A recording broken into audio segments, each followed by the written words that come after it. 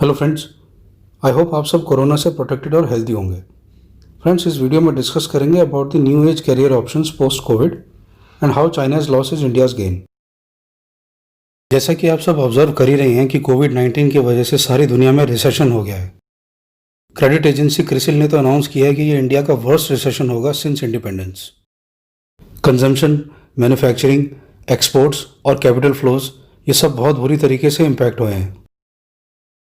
और job market का तो ये सीन है कि world wide nearly half of the permanent workforce unemployed हो जाएगा। ये फिगर 30 करोड़ लोगों के आसपास बताई जा रही है और खाली इंडिया में 10 करोड़ परमानेंट जॉब्स जाने की एक्सपेक्टेशन है। फ्रेंड्स, कोई चाहे किसी भी इंडस्ट्री, ऑर्गेनाइजेशन या लेवल पर हो, वो ये सर्टेनिटी से नहीं कह सकता कि उसकी जॉब सेफ रहेगी। तो जब सर्कमस्टेंसेस इतने खराब हैं तो क्या हम बस हाथ पे हाथ धरे बैठकर देखते रहें कि क्या हमारी जॉब इम्पैक्ट होगी या नहीं? ऑब्वियसली हमें ऐसा नहीं करना है। इनफैक्ट हमें एक प्रोएक्टिव अप्रोच अपनानी है और अपनी थिंकिंग को न्यू एज के साथ अलाइन करना है। चार्ल्स डार्विन की theory survival of the fittest तो आपको याद ही होगी। लिविंग ऑर्गेनिजम्स, चाहे वो ह्यूमन बीइंग्स हों, प्लांट्स हों, एनिमल्स हों, सब अपने एनवायरनमेंट के अकॉर्डिंग खुद को अडेप्ट करते हैं। जो अडेप्ट नहीं कर पाते वो सर्वाइव भी नहीं कर पाते। आज ज़रूरत है कि हम अपने माइंड्स में इस थ्योरी को अच्छे से बैठा लें और फॉलो करें। तो फ्रेंड्स, इस सॉल्यूशन ओरिएंटेड अप्रोच के साथ आइए देखते हैं कि इस न्यू एज में कौन से ऐसे कैरियर्स हैं जिनको हम एम्ब्रेस कर सकते हैं और अगर आप चाहें तो इन्हें अपनी जॉब के साथ परस्यू कर सकते हैं और एक अच्छी साइड इनकम भी अर्न कर सकते हैं। तो सबसे पहले बात करते हैं डिजिटल मार्केटिंग की। फ्रेंड्स, जो भी मार्केटिंग डिजिटल प्लेटफॉर्म पर करी जाए वो डिजिटल मार्केटिंग कहलाती है। डिजिटल मार्केटिंग बहुत वास्ट फील्ड है। इसको अगर हम ब्रेकअप करें तो इसके मेजर सब फील्ड्स ये हैं। सोशल मीडिया मार्केटिंग, जो कि सोशल मीडिया प्लेटफॉर्म्स जैसे Facebook, Instagram, LinkedIn, Twitter etcetera पर की जाती है। उसके अलावा सर्च इंजन मार्केटिंग, जो कि गूगल पर एड्स शो करके की जाती है। ईमेल मार्केटिंग, जो कि टारगेट ऑडियंस को ईमेलर्स देकर करी जाती है। सोशल मीडिया ऑप्टिमाइजेशन, किस तरह से सोशल मीडिया को अपने मार्केटिंग गोल्स के लिए बेस्ट यूज़ करना। Search engine optimisation, Google keyword search में अपनी वेबसाइट को इनिशियल लिस्टिंग्स में लेकर आना। फ्रेंड्स, ये सब अपने आप में बहुत वास्ट फील्ड्स हैं। आप चाहें तो इनमें से किसी एक फील्ड को पकड़कर उसमें नेसेसरी नॉलेज गेन करके आगे बढ़ सकते हैं। इसमें आपको कुछ महीने लग जाएंगे, पर आने वाले टाइम में डिजिटल मार्केटिंग का वास्ट स्कोप और प्रोफेशनल्स की बढ़ती डिमांड को देखकर ये टाइम इन्वेस्ट करना वर्थवाइल होगा। आजकल आप देख ही रहे हैं कि कोरोना वायरस क्राइसिस के चलते वर्ल्ड वाइड लोग न्यूज़पेपर्स लेना अवॉइड कर रहे हैं। तो ऐसे में पोटेंशियल एडवर्टाइजर्स के लिए newspaper as an advertising medium तो बहुत टाइम के लिए लिमिटेड हो गया है, क्योंकि जब न्यूज़पेपर्स पढ़ने वाले ही कम हो गए हैं तब उनके एड्स को देखने वाले भी कम ही हैं। एज ए रिजल्ट ब्रांड्स ने अपनी एडवर्टाइजिंग डिजिटल मीडियम पर बढ़ा दी है। इसके अलावा क्योंकि डिजिटल प्लेटफॉर्म पर आप अपने स्पेसिफिक टारगेट ऑडियंस को ही रीच करने का पोटेंशियल भी रखते हैं, तो इस वजह से कई ब्रांड्स डिजिटल मीडियम को ही प्रेफर करती हैं। तो इन जनरल भी और स्पेशली कोरोना वायरस की वजह से एडवर्टाइजिंग के लिए डिजिटल प्लेटफॉर्म्स का यूजेज फ्यूचर में बढ़ने ही वाला है। फ्रेंड्स, इंडिया में बहुत इंस्टीट्यूट्स हैं जो कि डिजिटल मार्केटिंग की ऑनलाइन कोचिंग देते हैं। आप उनमें एनरोल करके इसकी नॉलेज गेन कर सकते हैं और इस एक्साइटिंग एंड प्रोस्पेक्टिव फील्ड में आगे बढ़ सकते हैं। इसके बाद आता है कॉपी राइटिंग। अगर आपकी इंग्लिश या हिंदी अच्छी है तो आप कॉपी राइटिंग के असाइनमेंट्स ले सकते हैं। थोड़े थोड़े जॉब्स टेकअप करने के बाद आप अपना एक पोर्टफोलियो बना सकते हैं और उसके बेसिस पर आप बड़े असाइनमेंट्स टेकअप कर सकते हैं। कुछ वेबसाइट्स हैं जिनके लिंक मैंने डिस्क्रिप्शन में डाल दिए हैं, उन पे आप अपना पोर्टफोलियो अपलोड कर सकते हैं। पोटेंशियल क्लाइंट्स इन वेबसाइट्स पर अपनी रिक्वायरमेंट्स डालते रहते हैं। नेक्स्ट है क्रिएटिव डिज़ाइनिंग, जो कि एडवर्टाइजिंग एंड पब्लिसिटी के लिए की जाती है। क्रिएटिव डिज़ाइनिंग में majorly Corel Draw and adobe Photoshop use होते हैं। हालांकि इन सॉफ्टवेयर्स को सीखने में कुछ महीने लग सकते हैं, पर इस अट्रैक्टिव करियर ऑप्शन के लिए कुछ महीने इन्वेस्ट करना वर्थवाइल होगा। फ्रेंड्स, यहाँ मैं आपको बता दूं कि सॉफ्टवेयर सीखना तो ज़रूरी है ही, साथ ही साथ आप इस फील्ड में कितना आगे बढ़ सकते हैं वो आपकी इंडिविजुअल क्रिएटिविटी और प्रेजेंटेबिलिटी पर डिपेंड करता है। इसमें आप छोटे क्लाइंट्स के क्रिएटिव असाइनमेंट से शुरू करके धीरे धीरे बड़े क्लाइंट्स और असाइनमेंट्स पर जा सकते हैं और फिर एक अच्छी इनकम अर्न करनी स्टार्ट कर सकते हैं। अगला है प्रोफेशनल फोटोग्राफी। फ्रेंड्स, अगर आपको फोटोग्राफी में इंटरेस्ट है और आप उसके बारे में नॉलेज रखते हैं तो आप प्रोफेशनल फ़ोटोग्राफी को अपना करियर ऑप्शन बना सकते हैं। प्रोफेशनल फ़ोटोग्राफर एक फ़ोटोग्राफी शॉप से बहुत अलग होता है। प्रोफेशनल फ़ोटोग्राफर सेलेक्टिव असाइनमेंट्स पर ही वर्क करता है, जैसे nature photography, cityscape photography, mood shots etcetera. ये लोग अपनी फ़ोटोग्राफ्स को वेबसाइट्स या ब्लॉगर्स को बेचते हैं और अच्छा पैसा कमा लेते हैं। कई प्रोफेशनल फ़ोटोग्राफर्स का अपना ब्लॉग भी होता है और उसमें ये अपनी पिक्स अपलोड करते हैं और साथ साथ एक स्टोरी लाइन भी लिखते हैं। इनके ब्लॉग्स पर ट्रैफिक काफ़ी आता है, तो ये लोग वहाँ पर डिफरेंट ब्रांड्स के एडवर्टाइजमेंट से अच्छा पैसा कमा लेते हैं। फ्रेंड्स, इस प्रोफेशन में regular travelling, regular updation of knowledge और अच्छी ऑब्जर्वेशंस होनी बहुत ज़रूरी हैं। अगेन, इस फील्ड में आप कितना अच्छा कर सकें ये डिपेंड करता है कि आप में कितनी कैपेबिलिटी है और आप कितना इनपुट दे सकते हैं। नेक्स्ट आता है यूट्यूब। फ्रेंड्स, यूट्यूब में आप अपना कोई चैनल लॉन्च कर सकते हैं और उसमें वीडियोस अपलोड कर सकते हैं। एक सर्टेन नंबर ऑफ सब्सक्राइबर्स और सर्टेन आवर्स ऑफ व्यूज़ होने पर आपका चैनल मोनेटाइज हो जाएगा और आपके वीडियोस में एड्स प्ले करने स्टार्ट हो जाएंगे। ऑफ कोर्स यूट्यूब में भी आप काफ़ी आगे तक जा सकते हैं। डिपेंड इस बात पर करता है कि आप कितने अच्छे वीडियोस बना पाते हैं। वीडियोस का कंटेंट और प्रेजेंटेशन ये डिटरमिन करेगा कि लोग आपके वीडियोस को कितना देखते हैं और आपके चैनल को सब्सक्राइब करते हैं। फ्रेंड्स, आप अपना चैनल थीमेटिक रख सकते हैं, जैसे स्पिरिचुअलिटी पर, ट्रैवल पर, लग्जरी पर, करंट अफेयर्स पर, फूड पर, या कोई और थीम जो आपकी फेवरेट हो या जिसके बारे में आपको काफ़ी नॉलेज हो। इसके अलावा आप चाहें तो अपने चैनल को मल्टी थीमेटिक रख के डिफरेंट टॉपिक्स पर वीडियोस भी डाल सकते हैं। लेकिन यूट्यूब से इनकम के लिए आपको काफ़ी पेशेंस रखना होगा और रेगुलरली अच्छे कंटेंट के वीडियोस अपलोड करते रहने होंगे। यूट्यूब से अच्छी अर्निंग होने में जनरली टाइम लगता है, तो बेटर यही है कि आप अपनी जॉब या फुल टाइम वर्क के साथ साथ ये करें, और जब उस लेवल पर आप पहुंच जाएं जहां अच्छी अर्निंग होने लगे, तो आप चाहें तो इसे अपना फुल टाइम प्रोफेशन बना सकते हैं। इसके बाद आते हैं ब्लॉगिंग पर। ब्लॉग आपकी अपनी मिनी वेबसाइट की तरह होता है, जिसमें आप किसी थीम पर अपना कंटेंट डालते हैं, जैसे travel blog, food blog, nature blog etcetera. Blog पर ज़्यादा ट्रैफिक होने पर आपको एडवर्टाइजर्स मिलने शुरू हो जाते हैं, जो अपने एड्स आपके ब्लॉग पर डिस्प्ले करते हैं। सक्सेसफुल ब्लॉग्स में हफिंगटन पोस्ट, जो कि मल्टीपल टॉपिक्स पर कंटेंट डालते हैं, TMZ, जो कि सेलिब्रिटी लाइफ पर एक्साइटिंग कंटेंट डालते हैं, बिजनेस इंसाइडर, जो बिजनेस न्यूज़ पर कंटेंट डालते हैं। ऑफकोर्स ये तो काफ़ी बड़े ब्लॉग्स हैं जिनकी इनकम बहुत ही ज़्यादा है, पर ऐसे सैकड़ों इंडिविजुअल ब्लॉगर्स भी हैं जो कि ब्लॉगिंग से अच्छा खासा रेवेन्यू कमा लेते हैं। तो फ्रेंड्स, यहाँ भी अगर आपकी राइटिंग स्किल्स अच्छी हैं और आप कंटेंट को अच्छे से प्रेजेंट कर पाते हैं, तो यह प्रोफेशन आपके लिए वर्थवाइल हो सकता है। अब आते हैं ड्रोन फोटोग्राफी पर। फ्रेंड्स, जब एलिवेशन या हाइट से फोटोग्राफी या वीडियोग्राफी करनी होती है, तब ड्रोन्स को यूज़ किया जाता है। ड्रोन फ्लाई करने में कोई रॉकेट साइंस नहीं है। ड्रोन फ्लाइंग करना ठीक से आप थोड़े ही दिनों में सीख सकते हैं। कई इंस्टीट्यूट्स भी हैं जो कि ड्रोन फ्लाइंग की प्रॉपर ट्रेनिंग देते हैं। फ्रेंड्स, यहाँ मैं आपको ये बता दूँ कि ड्रोन्स का इस्तेमाल केवल एलिवेशन फोटोग्राफी और वीडियोग्राफी के लिए ही नहीं, बल्कि कई फील्ड्स में किया जाता है। फिलहाल अभी अगर हम फोटोग्राफी और वीडियोग्राफी की ही बात करें, तो ड्रोन फ्लाइंग सीखकर आप इन फील्ड्स में आगे बढ़ सकते हैं और असाइनमेंट्स ले सकते हैं। इनमें असाइनमेंट्स मैरिजेज में, उसके अलावा एजुकेशनल इंस्टीट्यूट्स या यूनिवर्सिटीज़ में उनके कैंपसेस की वीडियोग्राफी के लिए, रियल एस्टेट कंपनीज़ को अपने रियल एस्टेट प्रोजेक्ट्स के एलिवेशन वीडियोग्राफी में, और उनके अलावा भी कई कमर्शियल यूजेजेस में मिलते हैं। फ्रेंड्स, इस फील्ड में भी अच्छी अर्निंग का स्कोप है। आपको अपने बिजनेस की रेगुलर मार्केटिंग एंड पब्लिसिटी करते रहनी होगी। हालांकि अभी कोविड के चलते ये फील्ड थोड़ा डाउन हो गया है, पर आने वाले टाइम में इसकी डिमांड फिर से पिकअप कर जाएगी और मार्केट में इसके असाइनमेंट्स आने शुरू हो जाएंगे। तब तक आप इसकी theoretical and practical knowledge gain करके अपने आप को प्रिपेयर कर सकते हैं।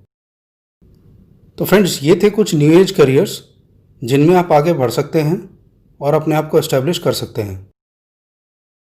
ऑब्वियसली ये कोई एग्जॉस्टिव लिस्ट नहीं थी। अगर आपकी नॉलेज में भी कोई ऐसा प्रोफेशन है जिसमें आप अच्छा कर सकते हैं, तो आप उसे पूरे कॉन्फिडेंस के साथ परस्यू करें। शुरू में थोड़ा टाइम और रिसोर्सेज तो लगते हैं, पर धीरे धीरे आप अपने को उस फील्ड में सेट कर सकते हैं।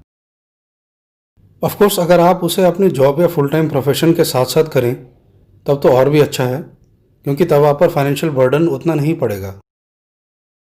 फ्रेंड्स, अगर आप इन फील्ड्स के अलावा केवल नॉर्मल जॉब्स में ही इंटरेस्टेड हैं, तो भी आपको चिंता करने की ज़रूरत नहीं है। कोरोना वायरस क्राइसिस के चलते अप्रॉक्सीमेटली 1000 कंपनीज़ ने चाइना से अपना बेस हटा के इंडिया में बेस सेटअप करने का इंटरेस्ट शो किया है। इनमें से 250 के आसपास कंपनीज इंडियन गवर्नमेंट के साथ सीरियस डिस्कशंस में हैं। Micro small and medium enterprises minister Nitin Gadkari ने इन कंपनीज को फास्ट फॉरवर्ड लाइसेंसेस देने का वादा किया है, जिससे कि ये कंपनीज जल्दी से जल्दी अपने ऑपरेशन स्टार्ट कर सकें। फ्रेंड्स, पास्ट में फॉरेन कंपनीज को इंडिया में काम स्टार्ट करने में बहुत बड़ी प्रॉब्लम लाइसेंसेस और क्लियरेंसेस की आती रही है। इस वजह से कई फॉरेन कंपनीज इंडिया की बजाय चाइना में अपना बेस सेट कर चुकी थी। पर कोरोना वायरस के चलते चाइना में बेस रखना इनफीजिबल और डेंजरस मानते हुए ये कंपनीज अब साउथ एशिया और साउथ ईस्ट एशिया में बेस चेंज करने की सोच रही हैं। इंडिया एक ऑब्वियस ऑल्टरनेटिव की तरह सामने आता है, जहां पर लैंड, नेचुरल रिसोर्सेज और स्किल्ड और अनस्किल्ड लेबर अच्छी क्वांटिटी में अवेलेबल है। इन कंपनीज में Johnson and Johnson, one of the world's largest health care solution and medical device manufacturer, उसके अलावा हिंडाई, हिंडाई को कौन नहीं जानता, Korean car manufacturer, POSCO, world की 5th largest steel manufacturing company, जो कि अगेन कोरियन है। इस कंपनी को तो आप ज़रूर जानते होंगे, नहीं जानते? F-16, F-21 इन सब लड़ाकू विमानों को तो जानते होंगे। अभी लास्ट ईयर भारत की पाकिस्तान में सर्जिकल स्ट्राइक के बाद भारतीय सीमा से दुश्मन को खदेड़ने वाले जांबाज विंग कमांडर अभिनंदन के पूरे एपिसोड में F-16 चर्चा में रहे। फ्रेंड्स, यही वो यूएस की कंपनी है जो F-16 बनाती है। लॉकहीड मार्टिन वर्ल्ड की नंबर 1 डिफेंस मैन्युफैक्चरिंग कंपनी है।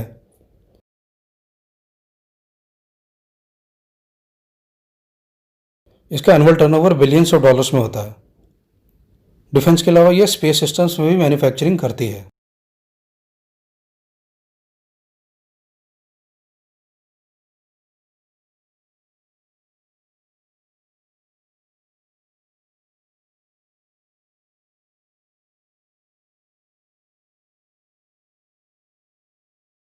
Multinational logistics company FedEx, Cisco और भी कई नाम इसमें शामिल हैं। फ्रेंड्स, तो इस लिहाज में कहा जा सकता है कि China's loss is India's gain. अभी रिसेंटली चल रहे इंडो चाइना बॉर्डर डिस्प्यूट के चलते बॉयकॉट मेड इन चाइना काफ़ी जोर पकड़ रहा है। ये बहुत अच्छी स्ट्रैटेजी है चाइना की ऑलरेडी वीकनिंग इकोनॉमी को और वीक करने की। Confederation of all India traders ने एस्टिमेट दिया है कि चाइनीज़ इंपोर्ट्स की बॉयकॉटिंग से इंडिया में चाइनीज़ इंपोर्ट्स अप्रॉक्सीमेटली ₹1,00,000 करोड़ या $13 बिलियन से कम हो जाएंगे by the end of year 2021, जो कि भारत में चाइना से करंट लेवल ऑफ इंपोर्ट से 20 से 25% का रिडक्शन होगा। ईयर 2018-19 के दौरान इंडिया में चाइनीज़ इंपोर्ट्स की वैल्यू $70 बिलियन थी, जो कि डॉलर की करंट वैल्यू के हिसाब से ₹5,00,000 करोड़ से भी ज़्यादा है। पर इस ब्लो का इफेक्ट मल्टीफोल्ड हो जाएगा अगर वहाँ पर बेस बना चुकी कंपनीज अपना बेस चेंज करके किसी और कंट्री में बना देती हैं। आजकल के ज़माने में मिलिट्री पावर बिना इकोनॉमिक क्लाउड के कुछ नहीं है। आपने गौर किया होगा कि कुछ महीनों से यह बात चल रही है कि ये 1000 के आसपास कंपनीज चाइना से बेस हटाकर दूसरी कंट्रीज़ में शिफ्ट करने का इनिशिएटिव ले रही हैं।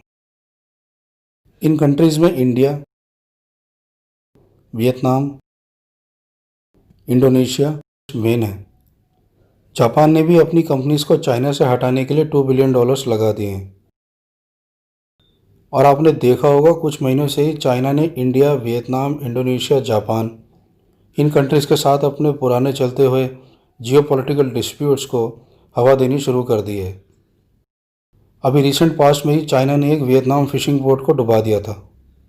इसके चलते वियतनाम के अलावा फिलीपींस, यूएस और कई दूसरे देशों ने चाइना को खूब क्रिटिसाइज़ किया था।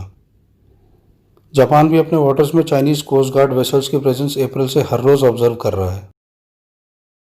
फ्रेंड्स, जाहिर सी बात है कि चाइना इस बात से बुरी तरह परेशान है कि वो तमाम कंपनीज जिनका बेस चाइना में था अब वहाँ से हटने जा रही हैं। ये बात उसे बर्दाश्त नहीं हो रही है और वो इन सब कंट्रीज़ के साथ डिस्प्यूट करके उन कंपनीज़ को सिग्नल देना चाहता है कि इन सब कंट्रीज़ में भी इंस्टेबिलिटी है। चाइना में इकोनॉमिक प्रॉस्पेरिटी लाने में इन कंपनीज़ का बहुत बड़ा कंट्रीब्यूशन है। क्या आप जानते हैं कि चाइनीज़ लेबर को जिसे लोग चीप कहते हैं वो अब चीप नहीं रह गई है? 2008 से 2019 के बीच चाइना में एवरेज एनुअल वेज 29,229 युआन से बढ़कर 90,501 युआन हो गई, जो कि 3 गुना से भी ज़्यादा है। चाइना में वर्किंग क्लास 68% है, जो कि 15 ईयर्स प्लस की वो पॉपुलेशन है जो इकोनॉमिकली कंट्रीब्यूट कर रही है। अगर चाइना की 1.43 बिलियन की टोटल पॉपुलेशन में देखा जाए तो ये फिगर 97 करोड़ 24 लाख लोगों की है। तो फ्रेंड्स, इन कंपनीज़ के चाइना से हटने के बाद इनमें से एक अच्छे खासे परसेंटेज के लोग अफेक्ट होंगे। इन लोगों की वेजेस काफ़ी ड्रॉप हो जाएंगी, क्योंकि जब सप्लाई ऑफ लेबर ज़्यादा होगी लेकिन लेबर की डिमांड कम होगी तब नेचुरली वेजेस नीचे गिरेंगी। चाइना में ऑलरेडी 40 सालों से ज़्यादा में पहली बार इकोनॉमी में रिसेशन आया है। अदरवाइज 1970 से पिछले 40 सालों से भी ज़्यादा में चाइनीज़ इकोनॉमी केवल बढ़ी है। 2020 के जैन-फेब मार्च क्वार्टर में चाइना का जीडीपी 2019 के जैन-फेब मार्च क्वार्टर की जीडीपी से 6.8% डाउन हो गया। ये कोविड-19 की वजह से हुआ। तो चाइना पहले इकोनॉमिक रिसेशन की मार खा रहा है। ऊपर से इंडिया और दुनिया के कई और देशों ने चाइनीज सामान की बॉयकॉटिंग शुरू कर दी है। फ्रेंड्स, अगर कॉर्पोरेट्स भी चाइना छोड़कर दूसरी कंट्रीज़ में बेस बनाती हैं तो इससे चाइनीज़ इकोनॉमी को बहुत ही बड़ा सदमा लगेगा।